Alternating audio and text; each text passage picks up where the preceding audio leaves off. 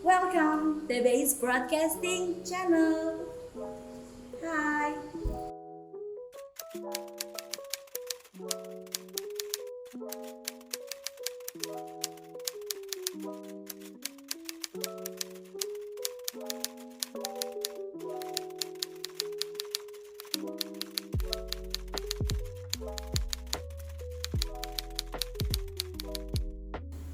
Halo guys, balik lagi di podcast kesayangan kita, The Base Broadcasting Channel. Nah, ini adalah siaran perdana aku. Kenalin, aku Raifatun Hoiria, akan dipanggilnya Roir.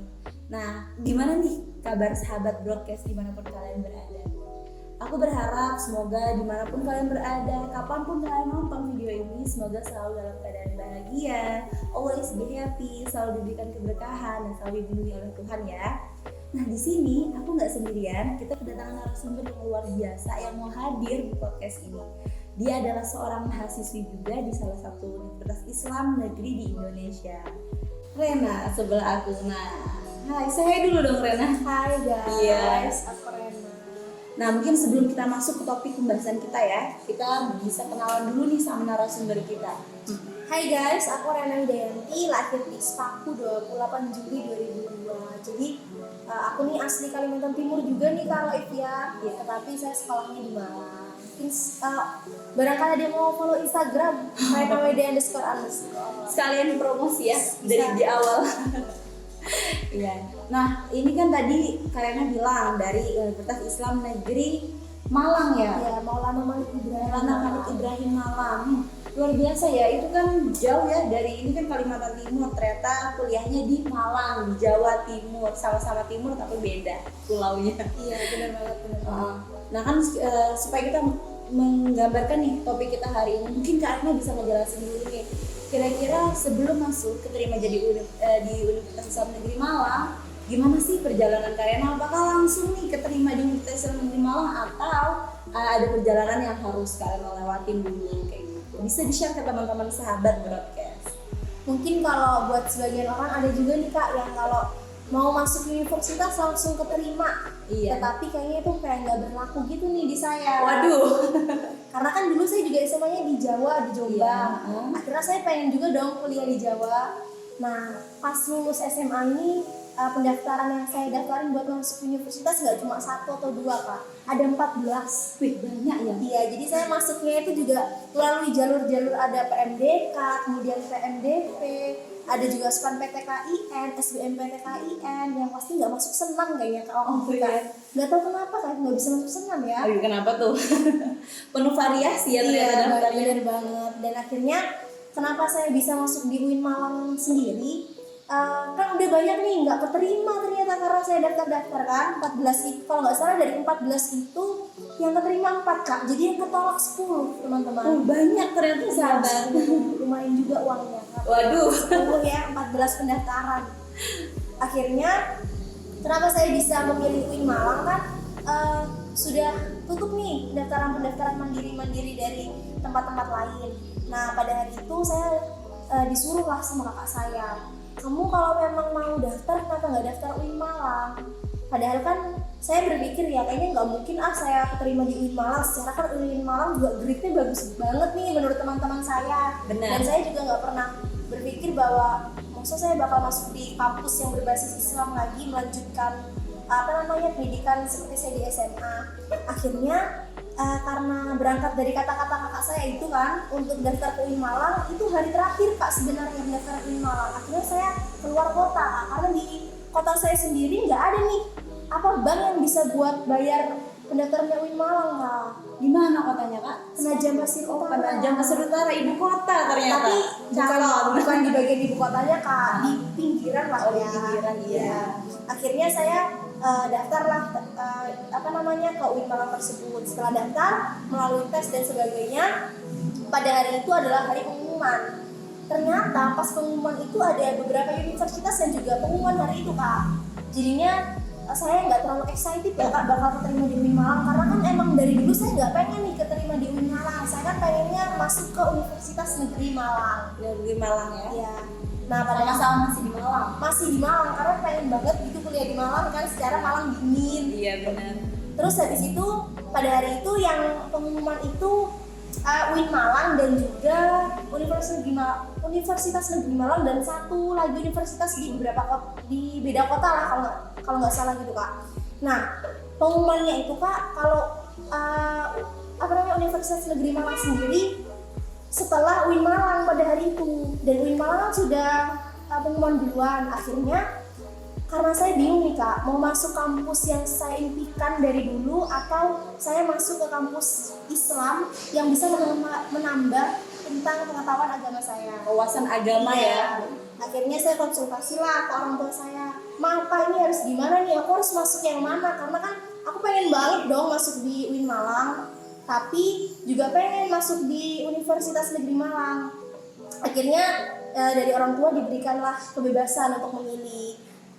Kemudian kan saya berpikir nih, apakah saya harus masuk ke kampus impian saya atau ke kampus yang memang berbasis agama dan bisa menambah wawasan saya. Akhirnya saya memilih UIN Malang tersebut. Jadi ya, sebelum masuk UINMA itu perjalanannya panjang banget dan itu challenging banget. Bahkan itu adalah hari terakhir yang mungkin orang bakal berpikir nggak bakal ada kesempatan, ternyata Karena ini ya masih bisa gitu daftar, masih memanfaatkan kesempatan ada. Dan ini tuh cocok banget sama topik kita hari ini. Life is challenging but don't give up. Jangan menyerah, ya kan? Nah, terus gimana nih sudah keterima di UINMA? Apa ekspresi Karena? Seneng kah, sedih kah, terharu atau apa? Ekspresi pertama nggak terlalu excited Kak. Kembali lagi bahwa saya pada hari itu kan banyak pengumumannya dari universitas-universitas lain. Paginya itu kalau nggak salah pengumuman dari universitas lain yang beda kota tapi bukan di Malang. Karena saya keterima nih Kak, pas saya baca akhirnya saya ya udah ternyata saya bisa kuliah nih tahun ini, nggak jadi pengangguran. Karena kan banyak juga orang-orang yang bilang udahlah kerja dulu, atau malah dia ngomong nikah Kak, padahal umurnya masih segini ya, masih kecil banget. Akhirnya pagi itu ya udah ternyata saya bisa kuliah nih tahun ini. Tapi kan mungkin emang setiap orang tuh punya prinsip masing-masing ya. Bener banget. Kalau dari saya sendiri kan kalau mau nikah juga belum ada Kak jodohnya. Belum ada habis ini ya. Bukan masalah apanya Kak, jodohnya juga belum kelihatan, belum keterangan. Habis ini sahabat broadcast mungkin daftar. Mungkin dia bisa langsung dicek ya ke IG saya ya.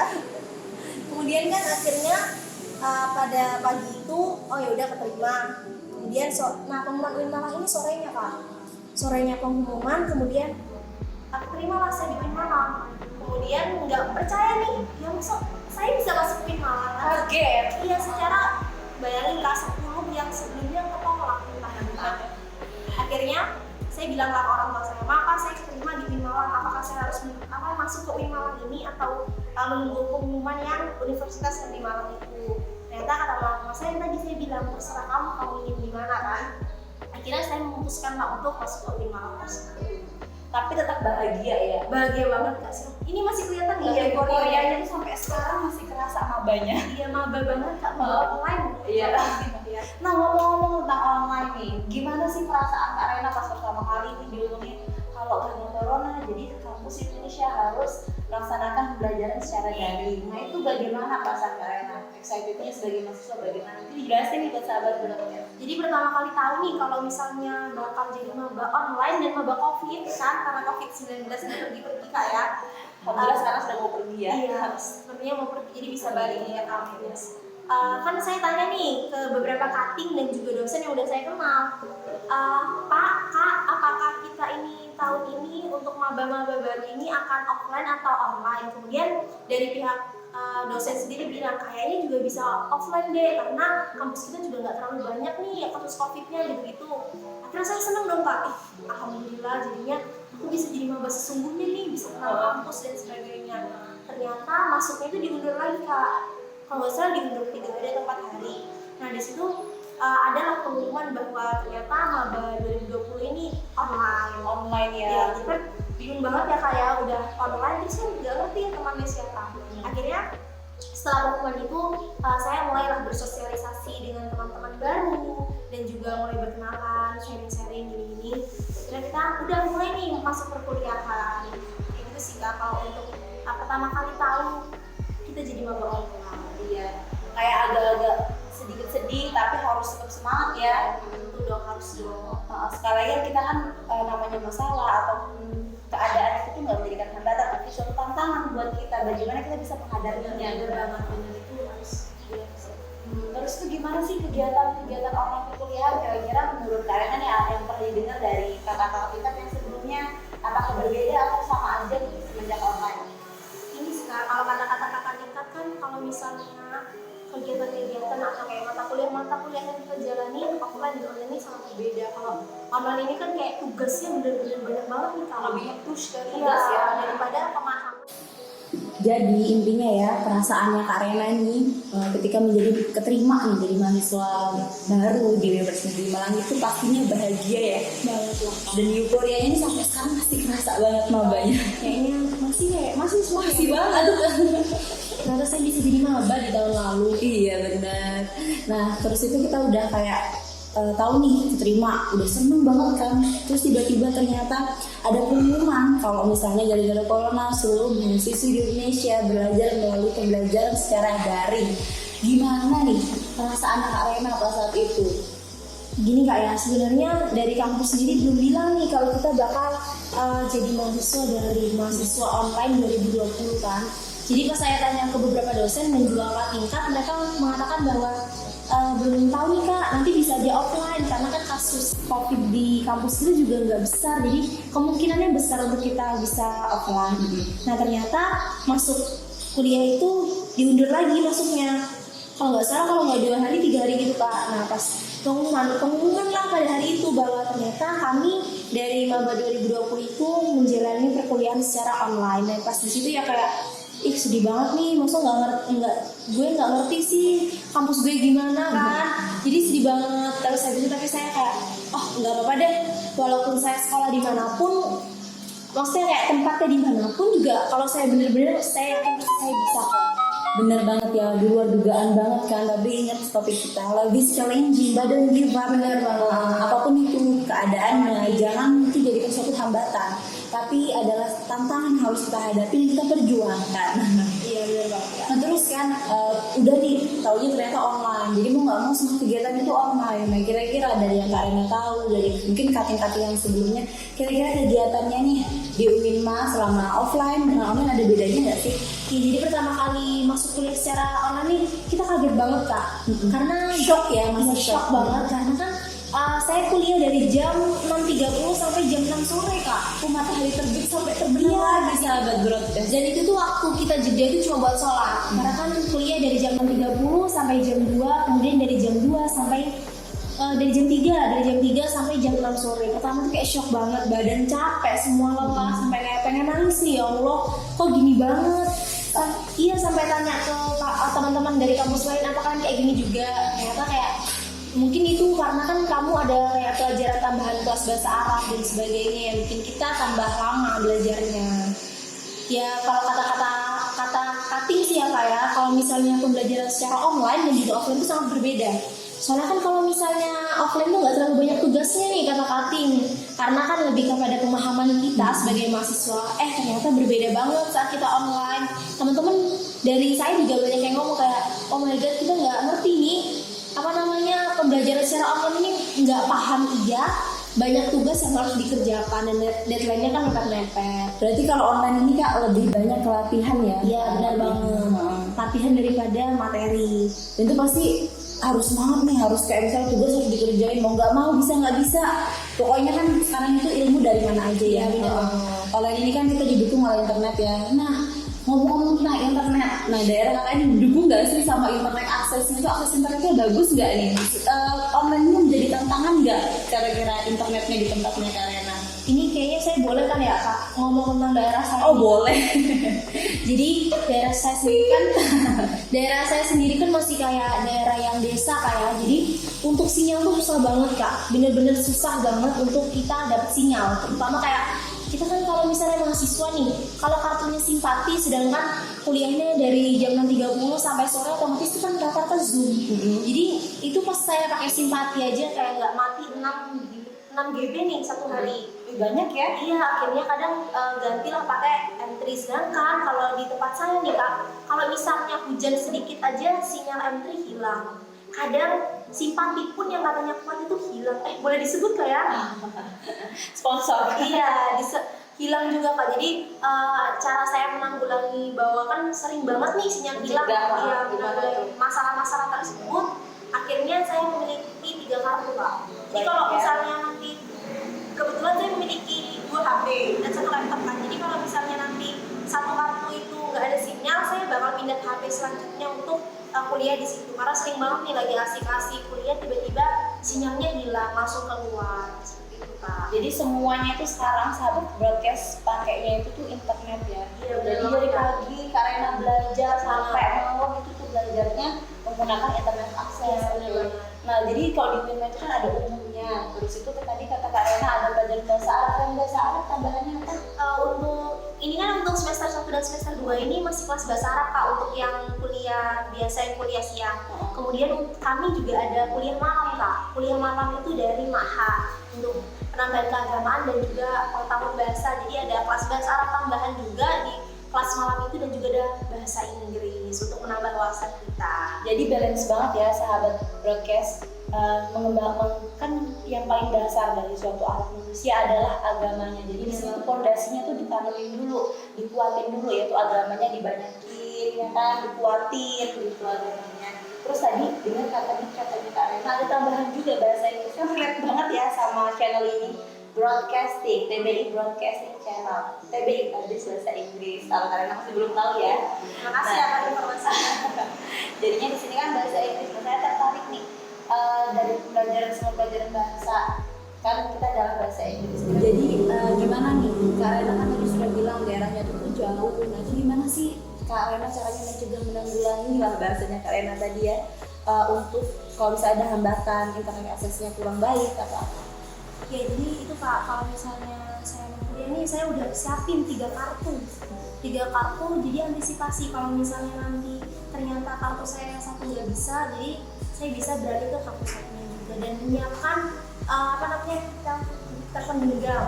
Karena kan telepon genggam yang dipakai nggak cuma satu Kak kalau saya, jadi saya pakai 2 telepon genggam dan juga 1 laptop. Jadi kalau misalnya emang nggak bisa pakai barang satunya, bisa berganti ke satunya. Jadi tetap berusaha lah, tidak menjadi alasan bahwa kita tinggal di pelosok ini jadinya kita nggak semangat untuk belajar. Betul banget itu ya sahabat broadcast, akan inspirasi ya. Nah jadinya kan sudah nih semuanya tuh apapun pembelajaran menggunakan internet akses ya, dari pagi sampai sore. Nah itu kira-kira kan tadi Kak Rena ada yang nyebutin ya, kayak misalnya belajar yang umum, terus itu ada belajar bahasa Arab. Itu ada apa lagi sih di UINMA? Mungkin sahabat broadcast pengen tahu nih. Iya, jadi kan kami nggak cuma belajar secara umum dan juga kelas tambahan di pagi sampai siang ya Kak ya. Jadi kami di malam itu ada tambahan pelajaran fikih, kemudian juga ada taklim Quran. Nah dan selain itu juga ada tambahan keagamaan itu, kami juga ada kelas tambahan kelas bahasa Inggris dan juga bahasa Arab tentunya. Nah jadi yang pertama nih ya, emang hal-hal yang kita utamakan adalah agama. Nah namanya kampus Islam yang didasari yang pertama dikuatkan adalah agama. Jadi kalau dari tadi saya dengar dari Kak Ena bilang banyak banget ini ilmu-ilmu Islam yang dikembangkan di UINMA kan, karena kan masih membutuhkan nih mahasiswa baru untuk fondasi agamanya lebih kuat lagi menghadapi kehidupan dunia ini ya kan? Iya benar banget, setuju banget. Nah terus aku juga tertarik nih, kan ini kan adalah podcast TBI Tadris Bahasa Inggris, kalau mungkin Kak Rena belum tahu ya. Wah makasih loh Kak, pokoknya baru tahu nih. Iya, broadcasting. Nah jadi kan ini adalah dari bagian bahasa Inggris. Kemudian tadi Kak Rena ada nyebut pelajaran bahasa Inggris. Nah kira-kira dari Kak Rena sendiri nih, tertarik nggak sih belajar bahasa Inggris? Awalnya nih Kak ya, pas masih SMA, SMP kayak pengen belajar bahasa Inggris, tapi kok kayaknya susah. Kayaknya banyak banget yang ngerasain bahwa bahasa Inggris susah ya. Tapi akhirnya saya pas lulus SMA nih, kayak saya kan pengen nih jalan-jalan ke luar negeri dan kayak ke Korea, kemana-mana. Saya mikir kalau saya nggak bisa bahasa Inggris, terus ini saya ngomong apa di sana? Kalau saya nggak bisa bahasanya kan. Akhirnya dari situ, berangkat dari keresahan itu, akhirnya saya harus bisa belajar bahasa Inggris nih. Yang mulanya saya masuk di UINMA itu berada pada kelas rendah, basic banget, akhirnya bisa naik ke intermediate dan ke advance. Seperti itu Kak. Jadi ada tahapannya untuk bisa mencapai tahap bahasa Inggris yang saya mampu. Kalau saya dengar-dengar ya, berarti Kak Rena ini udah mulai tertarik nih sama bahasa Inggris. Dari basic loh, langsung ke advance, keren banget pasti ya. Ya bisa dikatakan enggak juga sih Kak, tapi alhamdulillah. Alhamdulillah, Masya Allah. Nah terus ini sahabat pesona, kan kita sudah tahu karena ini ternyata ya perjalanan itu panjang, masuk ke UINMA itu nggak segampang yang kita bayangin ya. Ada perjalanan yang harus diterapin, belum lagi tiba-tiba dapat tantangan harus kuliah online, dan ternyata tadi Kak juga nyebutin hambatannya tuh nggak cuma sedikit, kan kayak jaringannya itu hilang, bahkan mungkin daerah sana yang jauh itu bisa ke pelosok-pelosok, ke kabupaten-kabupaten. Bener ya. banget Kak, jadi tetap semangat. Iya bener banget. Nah untuk itu tapi saya tertarik nih, ini yang saya buat pengen undang Kak Rena di podcast kita. Walaupun banyak rintangan dari yang belum nggak keterima, masuknya susah, banyak cobaan dan bahkan kuliahnya itu penuh tantangan. Nah itu tuh, tapi yang saya dengar nih, Kak Rena ini IPK-nya 4 loh dan tertinggi satu jurusan. Gimana? Apa nggak kaget gitu? Mungkin orang yang nggak tahu di belakang, wih Rena emang pinter banget ya, ternyata di baliknya ini tuh ada hal-hal yang kita nggak ketahui. Mungkin bisa nih Kak Rena konfirmasi, bener nggak sih IPK-nya 4 tertinggi sejurusan? Sebenarnya ya nggak tertinggi sih Kak, tapi ya alhamdulillah. Merendah Kak Rena nih. Alhamdulillah. Pertama nggak ngerti Kak juga kalau ternyata IPK saya itu, saya ngerti nih kalau ternyata dapat 4, tapi nggak ngerti kalau ternyata tertinggi sejurusan. Ternyata pas malam itu teman saya itu ngechat saya di WA, Ren IP kamu tertinggi loh satu jurusan. Nah ternyata loh iya Kak, ternyata dia bilang iya nih. Setelah itu saya ngecek, akhirnya benar, oh ya udah ternyata saya beneran punya IPK. Mantap ya. Nah mungkin bisa bagi nih tips and tricks atau pesan dan pesan apa, bagaimana sih Kak Rena menghadapi itu semua, terus bisa dapat tertinggi keempat IPK 4 tertinggi saat antar sejurusan. Awalnya nggak bakal nyangka ya Kak ya bisa dapat IPK 4, apalagi sejurusan yang tertinggi. Yang pasti setiap hari saya nggak target IPK Kak, tapi saya selalu berusaha untuk menjalankan setiap tugas saya yang terbaik menurut saya. Jadi ya harus terus berusaha ya Kak Rena.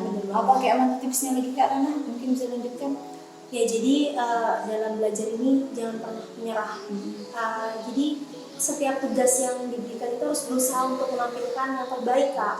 Nanti masalah bagaimana hasilnya kita serahkan lagi kepada Tuhan. Jadi yang penting berusaha yang terbaik. Dan nikmati ya prosesnya. Iya benar banget, nikmati proses yang kita jalani.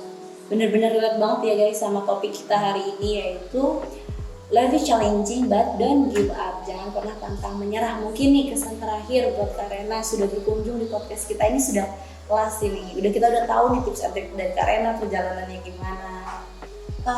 Pesan lebih kepada pesan Kak ya.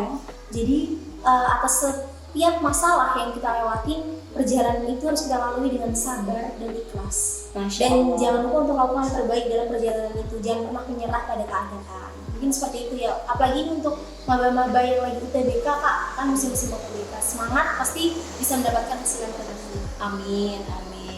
Nah jadi itu sahabat broadcast. Tadi kita sudah dengar apa aja yang disampaikan dari Kak Rena. Semoga penuh manfaat ya. Terima kasih banyak Kak Rena sudah mau hadir di podcast kita. Iya. Semoga kita next bisa ngobrol lagi ya. Semoga di podcast saya Kak ya kalau bisa. Amin. Intinya gitu ya sahabat, don't give up. Jangan pernah menyerah, sabar dan ikhlas. Nah itu tadi sahabat broadcast, kita udah ngobrol nih, walaupun tadi sempat mungkin ada beberapa kendala dan alhamdulillah kita sudah melewatinya. Saya berharap teman-teman semua bisa mengambil hikmah dari setiap apa yang saya dan tadi narasumber kita sampaikan. See you when I see you. Don't forget to like, subscribe, and comment this channel.